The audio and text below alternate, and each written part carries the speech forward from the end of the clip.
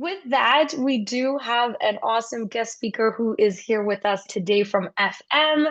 We have Denise Cataldo, Partner Talent Enablement. So thank you for being here with us today, Denise. And with that, I will turn it over to you.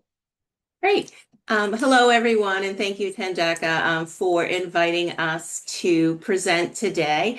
It's on a topic that's near and dear to my heart, being in talent enablement, and it's on unlocking career success. So understanding what performance management is and how to really position yourself for success, especially as either you're embarking on your first career position with a company after graduation, or you are about to graduate in the upcoming year or two and are kind of thinking ahead in terms of how do you position yourself for success. So I've positioned this to run about 40 to 45 minutes, allowing ample time for us to respond to questions. You're welcome to ask questions certainly during the course of the presentation. You don't need to hold until end. What I would ask that you do is just either pop up your hand, and then Tandeka can kind of give me a little note that we have a question or a comment, because we would like to make this as interactive as possible so you can get the most learning value out of it. Okay, so let's jump in. So today we're going to talk about a few things. We'll talk about what performance management is. We're going to talk about job versus career because they are a little different. I have 6 components for success to share with you today. And then I have some great resources in our appendix session that I will cruise through with you just so that you'll see what's there in advance.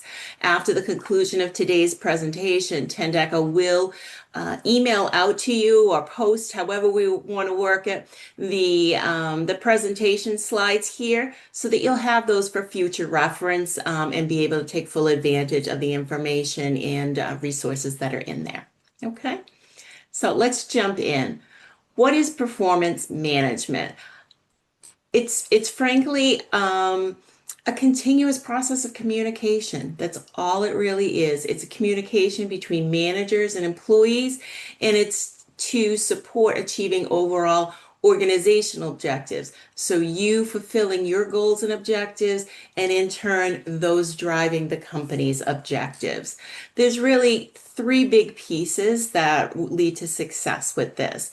It's clear expectations, making sure that there's specific and detailed goals, that you have the desired results, meaning that you fully understand what you're responsible for and what success looks like in terms of accomplishing your goals, and that you're also demonstrating competencies. And what we mean by competencies is those are behaviors and actions that, in most cases, bring a company's values and philosophy to life. Okay, so it's part of their company culture, and it's really the way or standards of behavior for a company, right? So what is acceptable, how we put ourselves out there as individuals and professionals within our organization, because how we do things is just as important as what we do. So clear expectations plus clear conversation. So making sure that you're having open and ongoing conversations between your manager, between others that perhaps you're collaborating with stakeholders, etc., that the conversations are two-way, meaning that you both have the opportunity to speak and to understand, and that when we're thinking about performance, that we're basing performance off something that's called evidence-based, meaning we're not looking at subjective or hypothetical scenarios. We're looking at what's the data and facts to support what was delivered, what the progress is, etc. So with clear expectations and clear conversations comes, what we like to say is clear outcomes.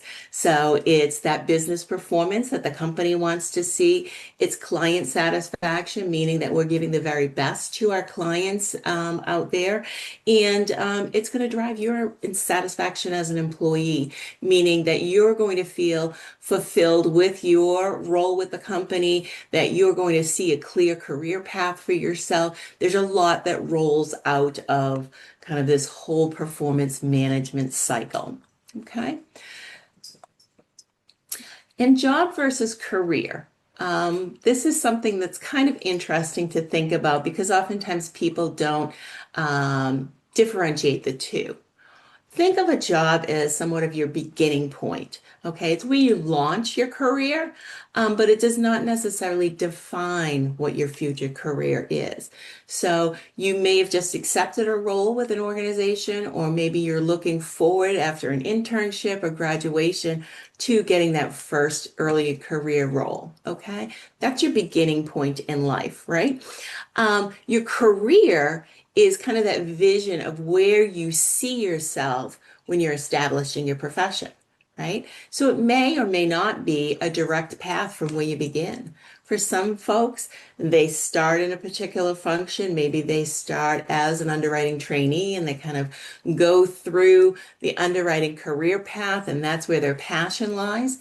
For others, they may start maybe as an underwriting trainee, but then feel like, they really claims resonates with them. They really understand that that's our moment of truth in an insurance company, right? People pay us premiums for their policies. They're hoping that we're going to live by their policy and take care of them when something bad happens. And claims is really that conduit to make that happen. They get out there, they ensure that the client gets what they need and that we can make them whole again under the auspices of the policy. But again, your career may change depending upon where your interests and passions evolve over the span. So no one is locked in to any one path just because that's where you started in. So we like to kind of make that clear to people. And when we think about, how to really build from a job to a career, it's about making what you do now count. Okay, so things like being dependable, communicating professionally, making sure that you're curious and eager to learn on things. And I have my slides all messed up. Thank you. I'll fix that before they send them to you. It's about, even as challenges arise, it's about staying positive and solution oriented, making sure that you're taking initiative for tasks, projects, that you're looking for opportunities to perhaps volunteer, and ways to improve processes for others. So all of these parts and pieces are the things where you demonstrate what you bring to the table in a job, and that opens the pathway for you to evolve into a real career that's going to bring you that sense of fulfillment and satisfaction. Okay. We like to say that there are 6 focus areas where you unlock career success. It's around building relationships, ensuring that you're continuously learning, that you're developing a strong work ethic, you're setting and achieving goals, you're actively seeking feedback from others, and you're embracing flexibility. And we're going to go through each of those in the slides that follow. What I do like to tell people, though, is you cannot control everything, right? You can only focus on the things you can control. So what can you control? You can manage your outlook, your attitude, and your mindset. You always want to be exhibiting a positive outlook, that can-do attitude in terms of being that problem solver, bringing ideas and innovation to the table and seeing how you can take the current situation and bring it to something different, something that's going to be more positive for the organization and or our clients. And you want to be always thinking about your growth, right? How do I take what I'm doing today and use it as a learning stepping stone and be able to apply that as I move forward? Because all of what we kind of gain comes back to us in one way or another. And it's that opportunity to leverage those learnings and apply them to different situations that really help us be successful. Okay, so let's break down each one of these a bit. So building relationships. Building relationships is important across the board. There is little that's as important as building relationships, especially as you're starting to form a career. Okay, so it's about how do you interact with your teammates? How do you make sure that you and your manager align? How do you support stakeholders? Perhaps you're working on a cross-functional project and you need to keep in contact with people. How do you communicate with our clients and really gain their trust and their faith that we are the company and you are the person that's best positioned to support them? We do things in a couple of different ways. And some of the practical tips around that are, offering to help people and collaborate with team members so that you're fostering that mutual success and respect. Take opportunities to network across departments so that you not only understand the broader company's operations versus, say, just your department, but you're also gaining that those connections that both of you, both parties can draw upon as the relationship in your span of time together grows. Some great ways to network across departments are simple things like cross-functional projects that you may be involved in. It could be participating in an employee resource group, so some type of common affinity or grouping that you're passionate about, and you can work with others and learn through them.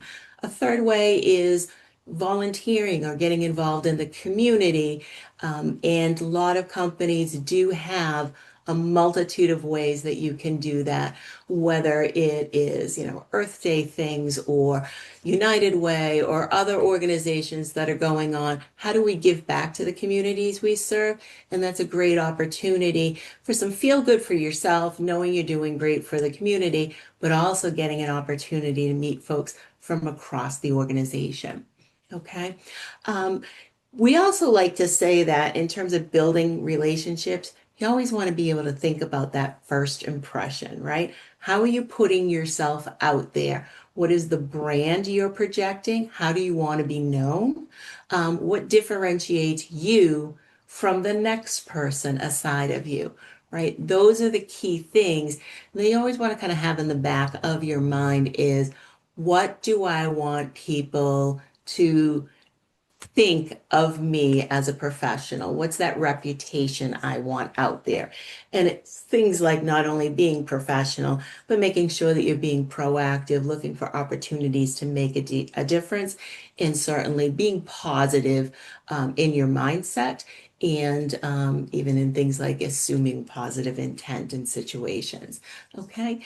And your relationship with your manager is probably the most important aspect of building relationships, especially as you're starting out in your career. So you really want to make sure that you're aligned on goals and expectations, and that you're having regular check-ins with each other to continue to stay aligned. These are your opportunities to gain clarity on things, gain guidance, receive feedback. Perhaps your manager is identifying and seeing some things that you haven't had the chance to see, and they can share that with you. But it's also those places where you can ask for support. Maybe there's a particular challenge that you're working through, and you just need them to kind of pave through some obstacles for you. Or perhaps things have changed and maybe you need to revisit those goals. And then certainly you always want to be your own best advocate and be able to communicate when you've hit some milestones, when you've made some achievements, so that those can be recognized and certainly celebrated as well.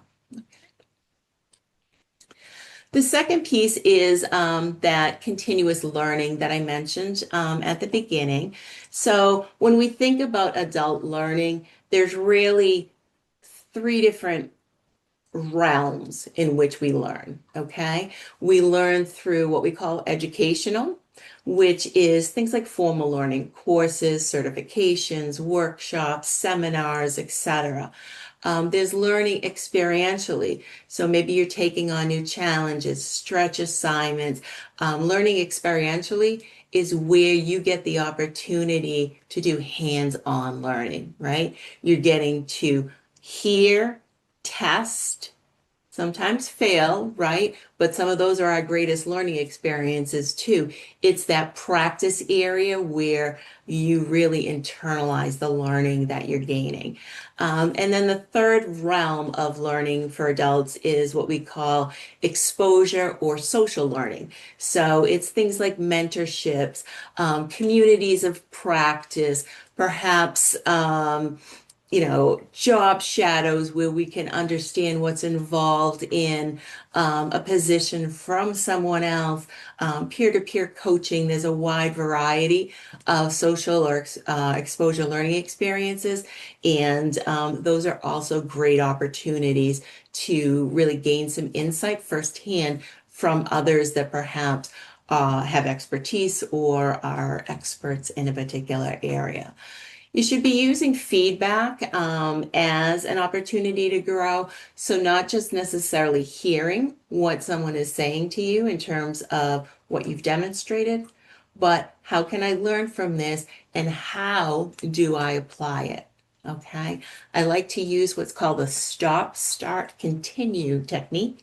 So, what do I want to continue doing because it's delivering great results? What do I want to start or do differently from what I'm doing today? And is there something that I need to stop doing? Okay, so think in that framework, and that will really help you put feedback to best use in terms of utilizing it as a learning experience. And make sure that you are always staying curious. A gentleman I worked with many years ago, he felt that curiosity was the number one trait or characteristic in terms of hiring people that would be future leaders. How curious are they? Are they always questioning, looking deeper, trying to understand beyond what's just, paper front or front surface? So staying curious, asking questions, exploring, innovating, those are all key pieces to our success. And I would encourage you to continue down that road. Okay. And Third piece, speaking of, yes. of asking questions, so Clark has his hand up with a question. Fabulous. So please unmute yourself. Go for it, Clark. Hi, Clark. Hi, how's it going? Good. How are you? I'm good, thank you. Um, I had two questions. The Sure. first one was, what do you do if your manager doesn't kind of check in with you? Hmm. Doesn't really engage you in that way. And then I guess Hmm. the second one is how I I had to experience this in some parts of my internship. Like, how do you manage up, if that makes sense? Like, they'll give Sure. you kind of some directive that's kind of broad. Any advice for when you're at a lower position, how to kind of steer the boat without looking Yeah. like you're trying to be bossy? Yeah, absolutely. So, building relationships is what both of those things are about. Okay. And ideally, our managers schedule recurring one-on-ones with us so that we have a regular avenue to interact and to talk with and stay connected and aligned. If they're not scheduling time to meet with you, ask them, say, it would be important for my growth and development for us to stay regularly connected. What is a good cadence? And I'll put a series of meetings on our calendars. Would you like to meet, every other week? Would you like to meet once a month? And what's important to you, Miss or Mr. Manager, for us to be talking about so the conversation is valuable for you too. Okay, so that's one way of kind of being proactive and really enforcing those regular meetings. And in terms of managing up, it is a delicate dance, certainly, but it's about making sure at all times, whether you're managing up, managing down, or anywhere around you, that you're always cognizant of um, preserving that person's dignity, preserving their respect. And so think about sometimes not necessarily what you say, but how you say it. So, you know, perhaps you're looking at something and you're thinking that, that's not right. Okay. Rather than bring it forward as a challenge, ask them things like, that's an interesting way to look at that. Can you tell me a little bit more on how you came to that? You know, or, have you thought of other solutions beyond this one? What made us land on this one? So that you're asking questions, but you're also kind of quietly leading the conversation to get to understand, you know, really where people are at, and you don't seem like, as you mentioned, being bossy or trying to be control of a situation where you may be more junior in role. Those are good ways to approach that. The other thing is, again, it's honesty, transparency, being reliable. All of those things matter to whether you're managing up or those around you. So think about how you're projecting yourself forward. Are you taking opportunities to do that? And we all make mistakes. So when you make a mistake, admit that you made a mistake. It doesn't have to be in a public arena, but perhaps, book a few minutes or make a phone call with that person and say, I realized that I didn't approach this in the best way. Here's what I learned from that situation that I can take to things in the future, right? Leaders always want to know that you're learning at all times, and sometimes it's uncomfortable for us, but look for those learning opportunities and be able to convey those back. That way, they know that you have a thought process, whether you're right or wrong, and they respect that. Does that help, Clark? Yes, it does. Thank you. All right, great, thanks. And Do we we do have- have another question as well from Okay. Easel. Go for it, Easel. Feel free to unmute yourself. Awesome, thank you. Speaking on the topic of leadership, thanks for bringing that up, Clark. What should we do when a team member's behavior is negatively affecting, like impacting our success and our performance, but they're liked by leadership? How do we go about navigating that? Sure. And those can be some tricky situations. What I would recommend in a situation like that is actually pulling the person aside. Hey, do you want to grab a few minutes to grab a drink, cold drink or coffee or whatever? You always want to have those conversations as personal, private conversations versus in a group setting. And it's again, it's understanding, but it's putting the focus on yourself, right? Versus a finger pointing. So, Easel, do you have a few minutes to talk? Sure. What I wanted to talk about was the interaction yesterday at our team meeting. When this happened, here's how it made me feel, or, here's what my concerns were. How can we try to manage this so that I can be successful in this important role, but I'm also enabling your success? We use a technique for feedback to others called AID, AID, and it's action, right? What was the action or behavior that the other person demonstrated or exhibited? So we're focusing on the action versus the you did this, okay? The I stands for impact. So what was the result of that action or behavior? The way that you cut me, the way that I was interrupted during yesterday's meeting really put a damper on my ability to, get out everything in the presentation on time. And then, the D is, I like to say, desired future behavior.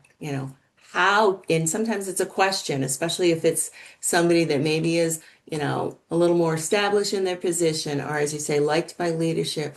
How can we work together to avoid this type of situation in the future? Okay. When someone's a manager, it may be that, in the future, I'd suggest that we try A, B, and C, right? So again, it's trying to diffuse the situation by focusing on the behaviors or actions that are making it difficult. It's talking about the impact it has, whether it's to you individually, to the team, to the organization, or to the client, whatever that may be. And then let's talk collectively about how we can ensure that we go down a more positive path going forward. Okay. Always focus on the future. How do we do better next time versus kind of dwelling in the past of what's already taken place. Does that help? Yes, thank you. Okay. All right, great. And again, those are all those parts of building relationships. People are unique. Everyone is an individual. And so, it can be tricky sometimes, right? We're all individuals, and how do we find that place where we click and connect and keep those fires burning? Okay. There Um, there is one more question sure. on the building relationships and keeping the fire burning, as you mentioned. Yep.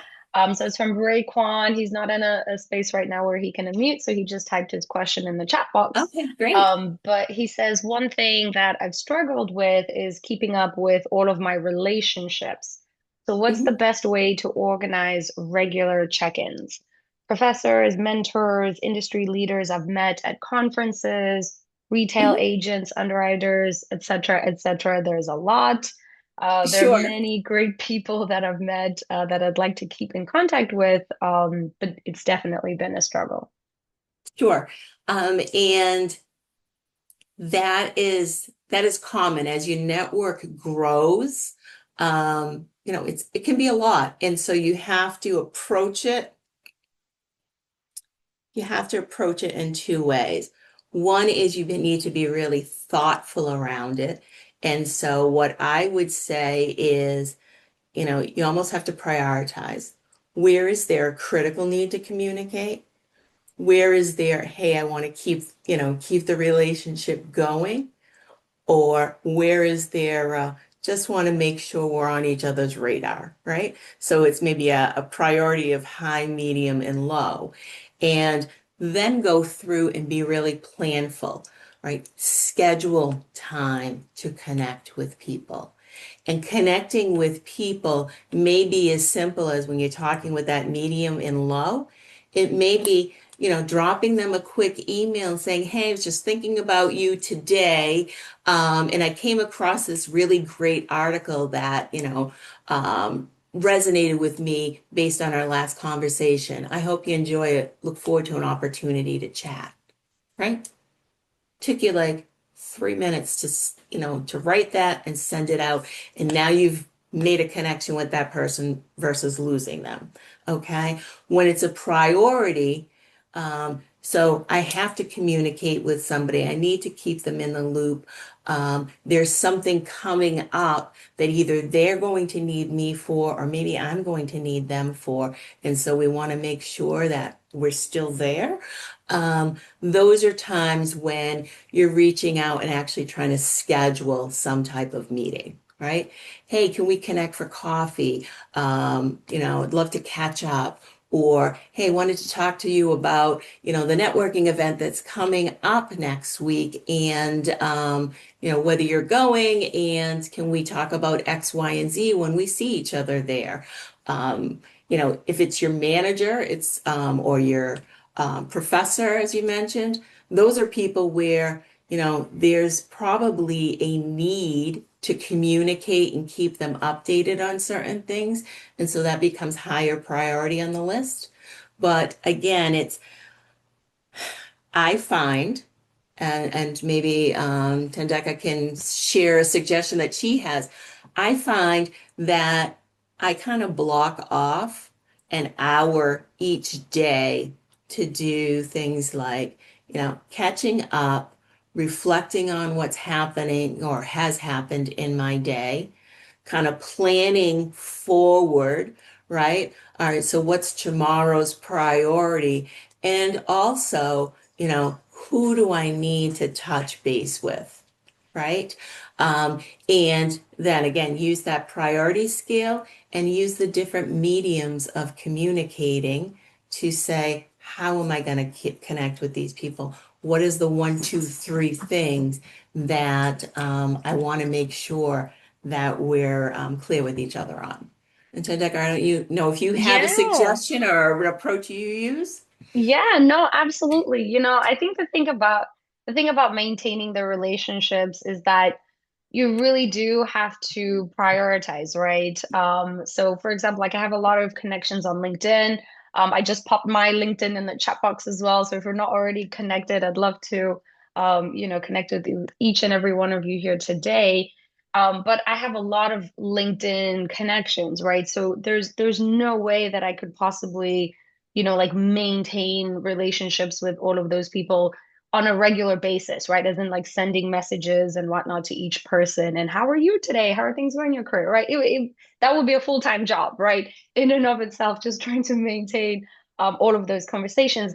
But at the same time, imagine if you're in a position where, let's say you're the hiring manager for a company, you connect with someone 10 years ago, and then all of a sudden they pop back in, to your inbox 10 years later and they're like, hey, I need a favor, or hey, I'm looking for a job, or hey, so in those situations, it would have been beneficial, right? If you spent a little bit more time with that person and built a relationship. So I think it's about being more strategic, right?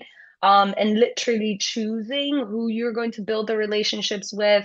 It also helps if you have a vision, right? Or like a goal for yourself or for your career. If you want to get from point A to point B, think of it in those terms, think of it in those steps, right? How do I get from where I am now to where I want to be? Who are the people I need to connect with along the way? And then take the time to invest in those relationships.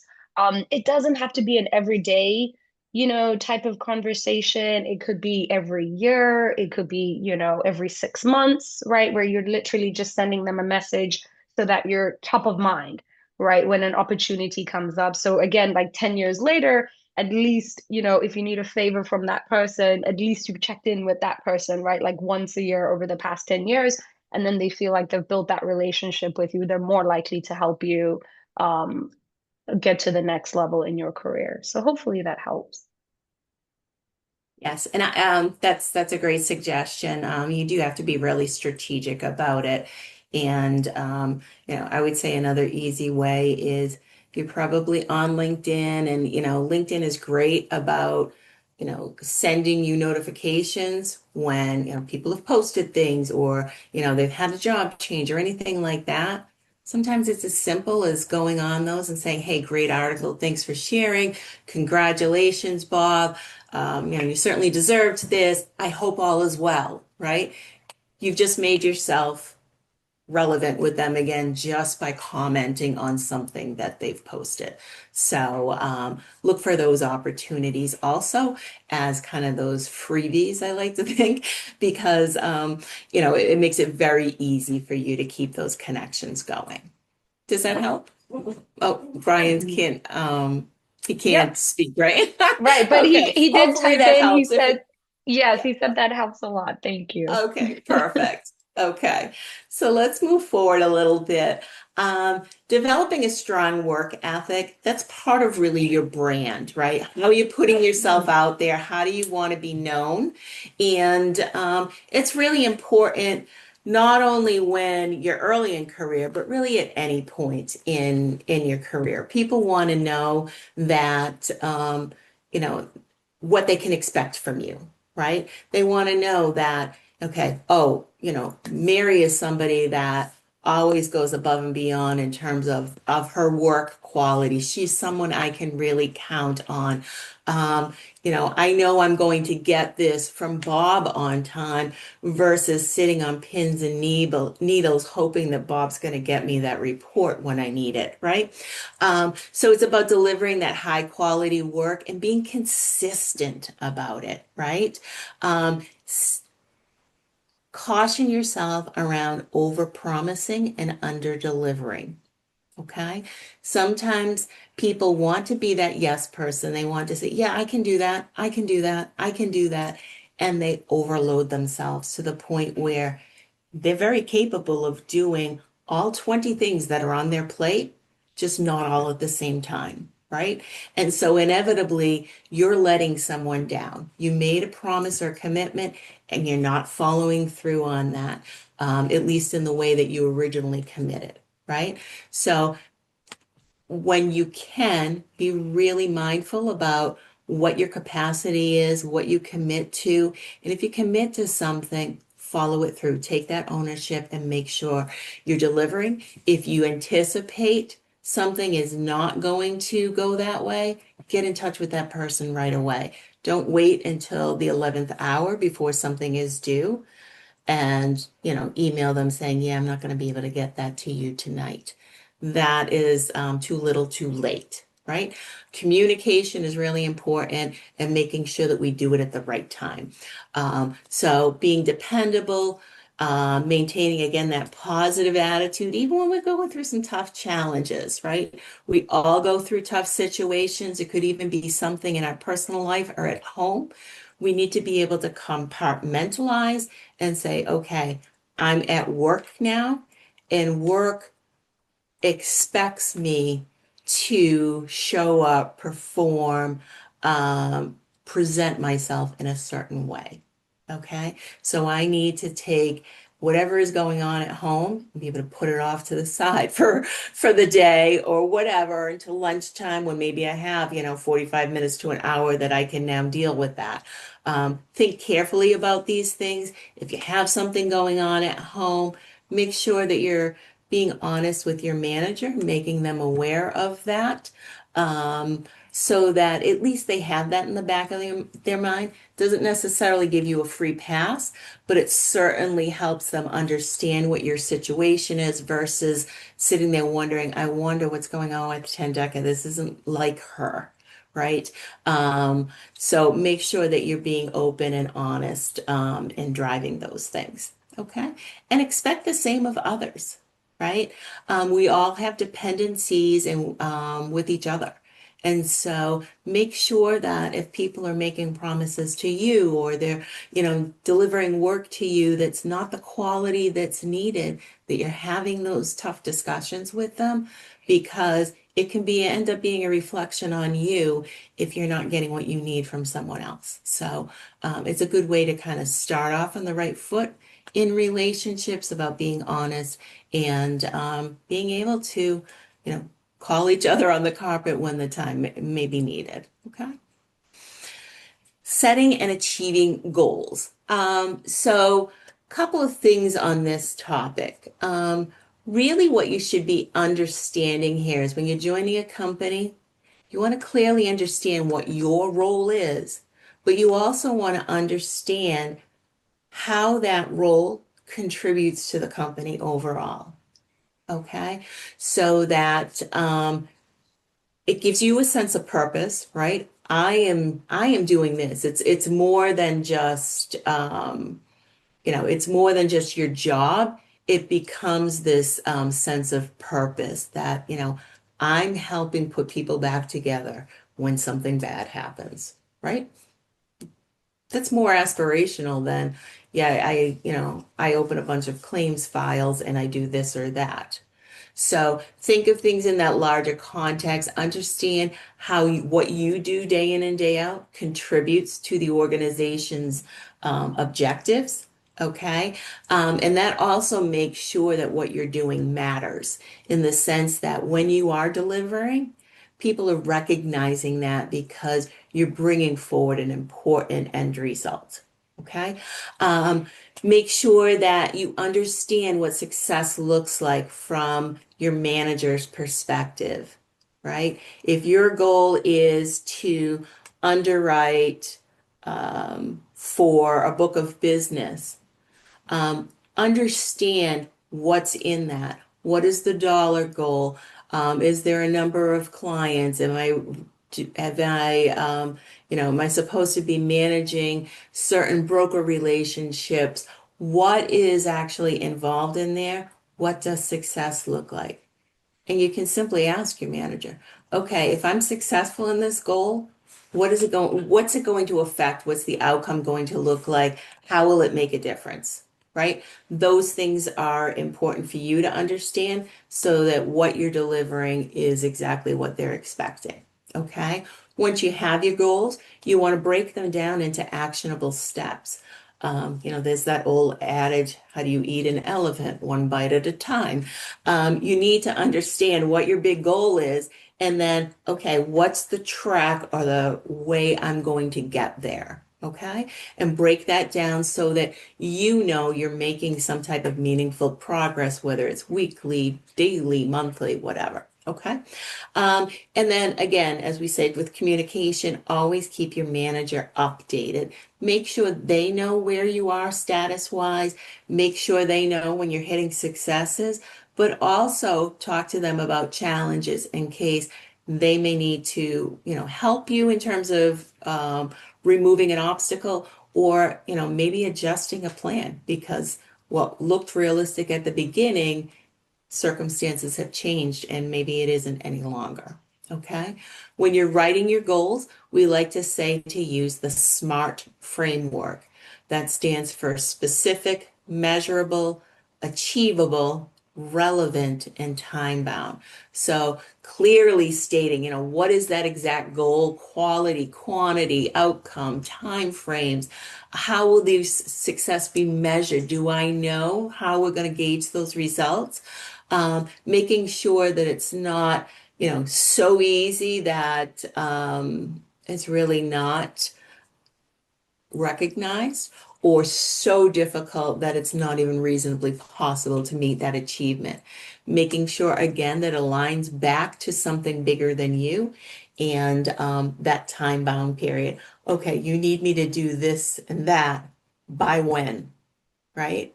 Because if you think you have all year to do it and your manager thinks that you're going to get it done by June 30th, that's a big discrepancy, right? So make sure you understand the time constraints that are tied to something too.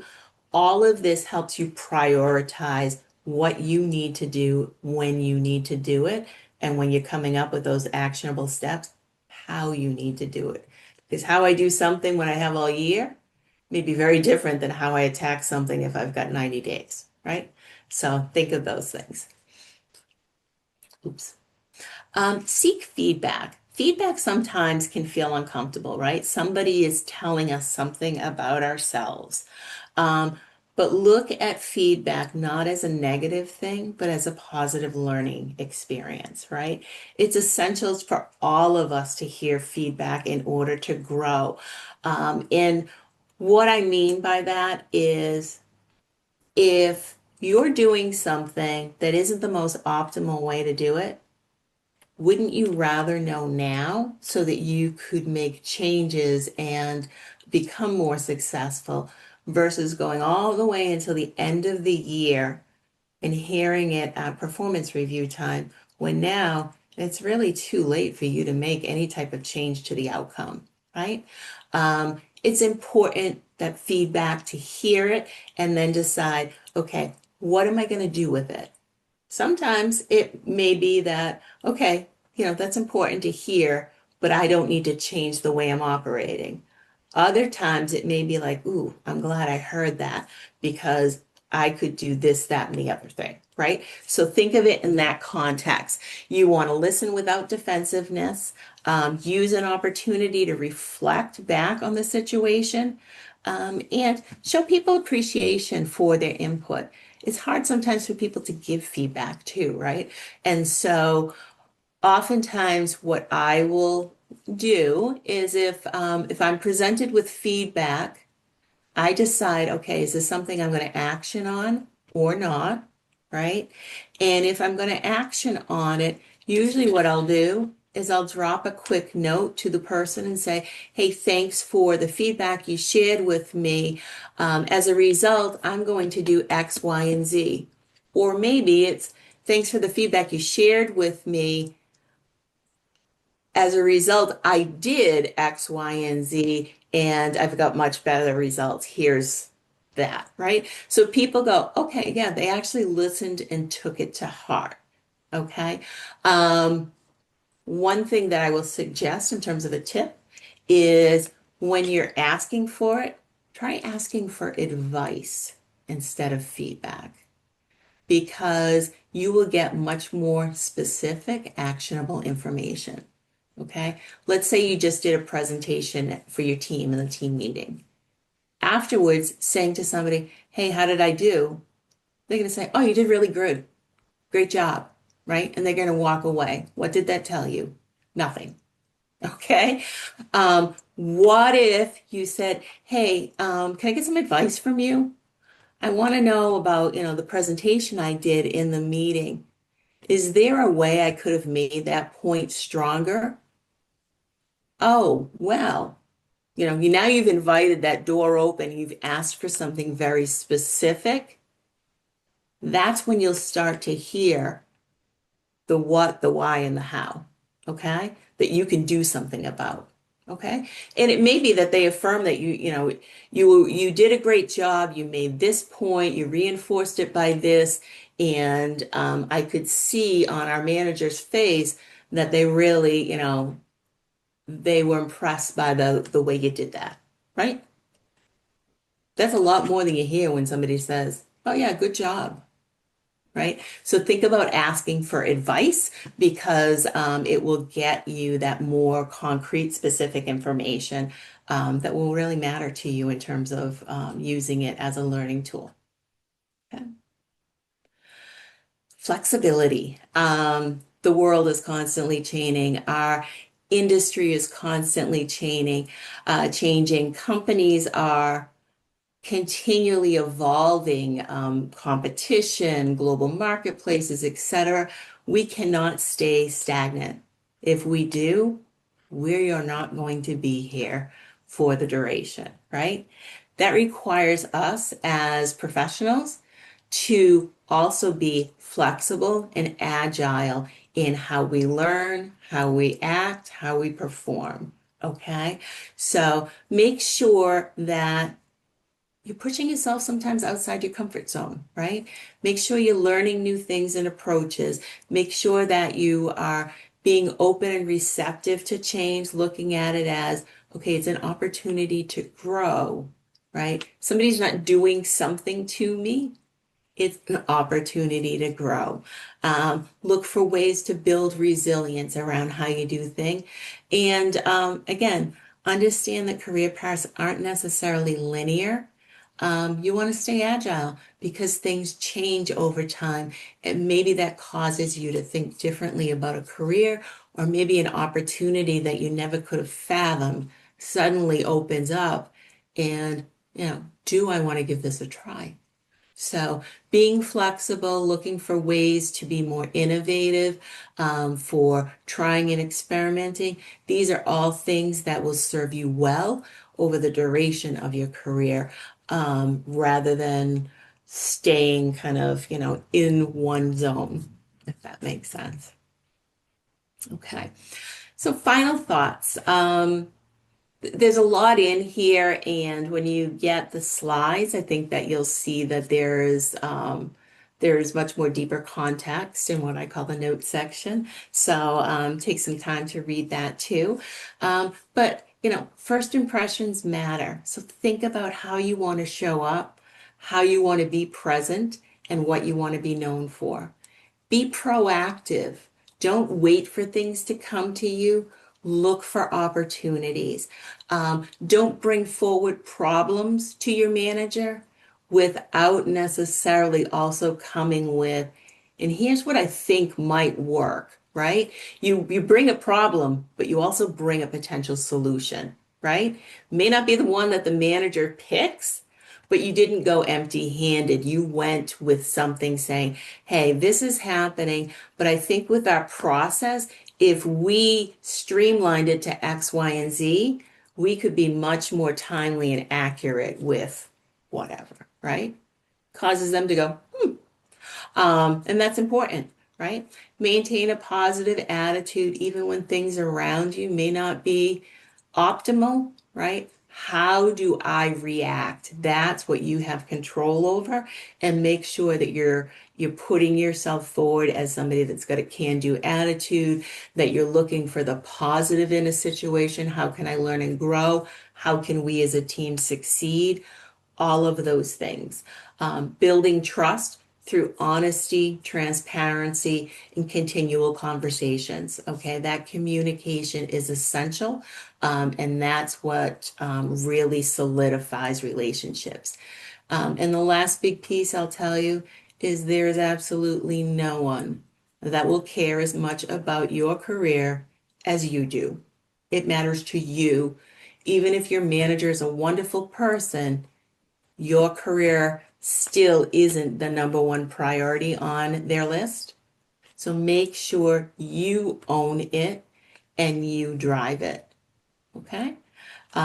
Those are kind of my big final thoughts.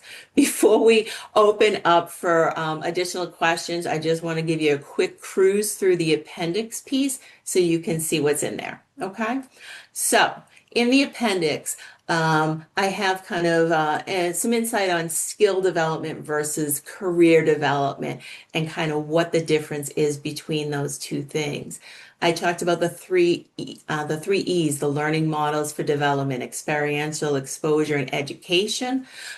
Here are some examples of each of those facets. Okay, we say 70-20-10 because research has demonstrated that people learn and internalize far more through experiential, and then exposure, education, formal education being kind of that last way, or the least effective way that people learn.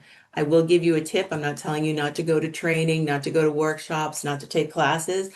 What I will tell you is when you do any of those things, before you do it, even before you sign up, think about, what will I learn from this and how will I use it? As a result of going to this, what will I do differently? Okay, so now you've got in your mind, how am I going to practically apply this the whole time that you're sitting through that training, that class, the whatever, and commit to going back to your job or whatever it is, that you're going to apply something within the first week. If you don't apply it within the first week, chances are you're not going to do it at all. Okay, so that's something that will really make a difference in your learning. This slide gives you some additional ideas on that. Like, so if it's challenging relationships you're working with, what are some goals around that, or strategies learning wise that will kind of help you become better at managing challenge relationships, or adversity, or whatever the situation may be. Just some ideas there. This is the SMART tool. Love this thing. Gives you some guidelines up here. Talks about how you should draft a goal, right? Gives you that whole specific measurable here, but it also gives you that goal formula. So what's it look like when I'm writing a SMART goal? You know, what's the action verb? How are we measuring? What's the baseline target? What's the date for accomplishment?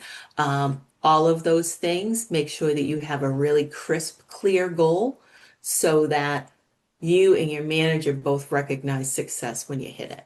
Okay? Asking for feedback. It's just some great suggestions on here of like, what's the value, who to ask for feedback, because it doesn't have to be just from your manager, how to ask for feedback, and as I said, what to do after you receive it, right? And then building a professional network. That's all part of building your brand, building relationships, right? Who are some of the people that you want to have in that network? How do you start building one if maybe you don't have one yet. What are some success tips for meeting with people? And then what do you do after those meetings so that they are mutually beneficial? Nobody wants to enter a one-way relationship. So think about how you're bringing value to the table just as much as you're hoping they're going to give value to you. Okay? So that's what's in the appendix, and would love to answer questions for whatever you may have or hear your feedback and advice so that we can continually offer good experiences for folks in this arena. Thank you so much, Denise. We are at time, but I did put your LinkedIn profile in the chat box, so Awesome. I highly encourage for all the students who are here with us today, if you have any questions, please feel free to connect with Denise to have a one-on-one conversation with her. If Absolutely. you would all join me in a virtual round of applause. Thank you so much, Denise, for this insightful presentation. As I can't wait to, see it and share it with all of the students. It's so detailed, my goodness. For all the students who are here with us, as you know, we do this on a weekly basis throughout the summer. So I will catch you all next week. August 7th, our presenting company is going to be Zurich, and our guest speakers will teach us how to build your professional network on LinkedIn. So thank you again, Denise. Truly appreciate your time. Thank you to FM. And we will catch you all next week. Enjoy the rest of your day. Okay. Thanks everyone for your time today. Bye-bye. Thank you. Thank you. Bye. Thank you.